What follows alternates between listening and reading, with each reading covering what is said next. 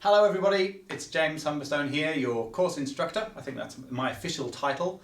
One of the things that we've learned from Coursera is that rather than just writing you messages on the Coursera platform, apparently it's appreciated when the course instructors and some of the tutors on the course appear in a little video. This obviously doesn't have the same production levels as our beautifully made MOOC, and I can say that it's beautifully made because I didn't do the making of it. Our wonderful film crew did that. So that's what we're doing. We're just responding to some of your inquiries, some of your questions via a video. And I wanted to take this opportunity to introduce you to Lena and Rebecca, who you might have seen in the background, answering your questions on the discussion boards and things like that. In fact, Lena's definitely been much more active than either Rebecca or I. Lena is actually, she graduated last year and she's currently a classroom teacher at primary level, or elementary if you're in America. And Lena is also at the moment considering coming back to university maybe later this year to become a music education research student with us here at the Conservatorium. So she's been turning up to lots of things here, and I asked her whether she would be involved in the MOOC, and she has been proudly calling herself my minion, which is not how I think of her because she's actually been carrying a great deal of the work.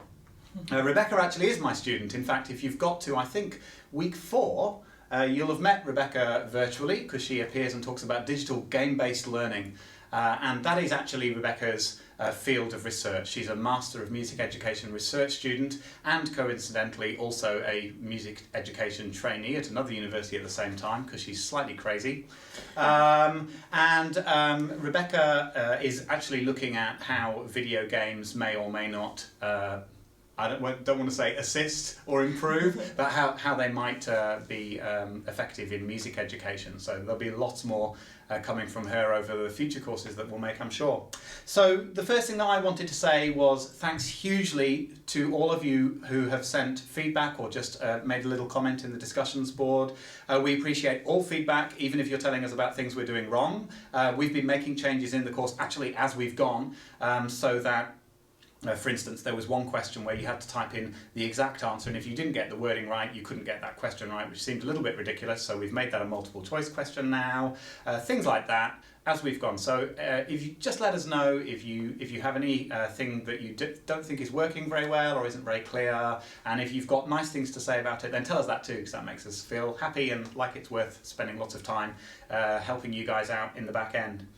The other thing I've forgotten, so I'm going to read it off the spreadsheet, is, oh that's right, yeah, we've had some really good feedback that the first week with having to set up the portfolio and do a couple of peer review exercises is a bit heavy. So we wanted to tell you about a change that we're going to have the next time the course rolls over, and that change is going to be that as soon as you sign up, as soon as you can enroll for the next cohort, and we'll talk more about cohorts in a minute, but as soon as you can sign up for the next cohort, you'll actually be able to go straight in and do week 1, even before that cohort has started running.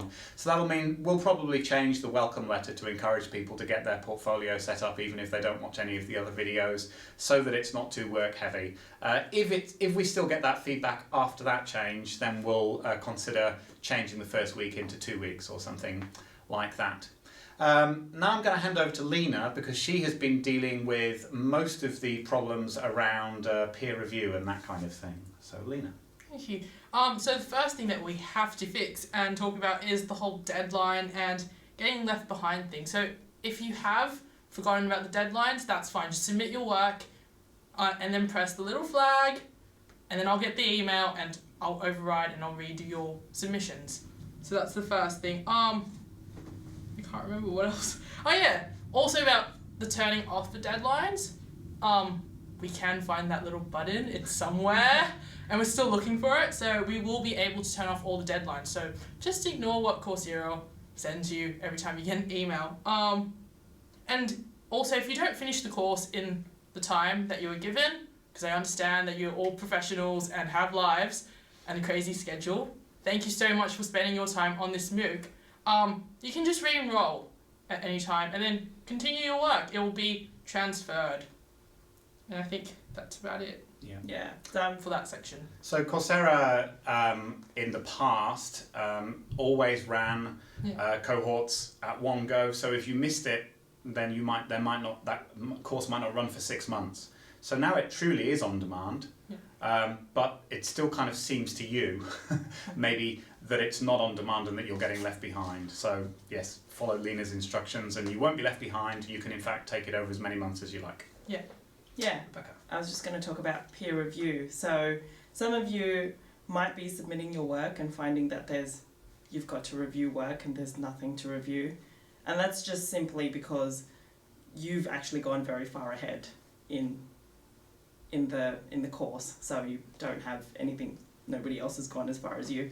But if you flag it to us, we'll find you stuff. Yes, because I actually do receive all the emails, and my phone's always with me at all times. It's not even on my wrist. Yeah. Wow. You're in the middle of teaching year 3 and you're just responding to a... No, I just look at it and I'm like, okay, I'll do that when I get home. Yeah. Excellent.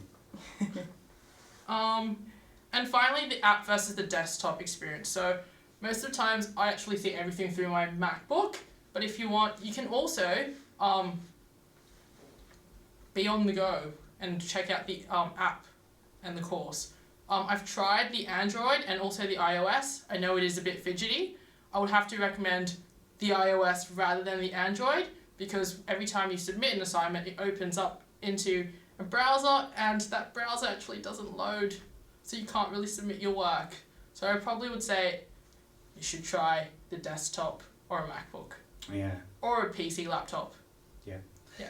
And if you find anything that we might not have spotted, because Lena's been doing some really good testing on this, and she said that she thinks she can do everything in the iOS app, but if you find things that aren't working for you, feel free to send that support to us. Of course, you can also send it to Coursera directly, somewhere at the bottom of the webpage. Feedback for the whole Coursera website is there.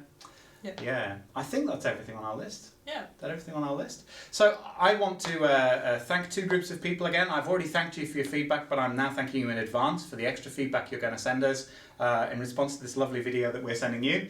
I hope that you're really enjoying the course, and I hope that you get a lot out of it. And don't worry if you're not keeping up with those weeks as they roll over. Just enroll in the next cohort and you can keep on doing it at your own pace. And the other group of people I have to thank, of course, is Rebecca and Lena, because I couldn't do this without them. Having finished the course, it's first semester here in Sydney. We're about halfway through the semester and I'm busy teaching classes, and in fact my first 2 assignments have come in, so I think I've got about 80 assignments to mark at the moment. So yeah, I wouldn't be able to respond as quickly as they are doing, so huge thanks to them, and do feel free to pass on your thanks to them when they respond to you on the website. But I will be checking in at least once or twice a week as well, and I look forward to seeing you online. Cool. Bye. Bye.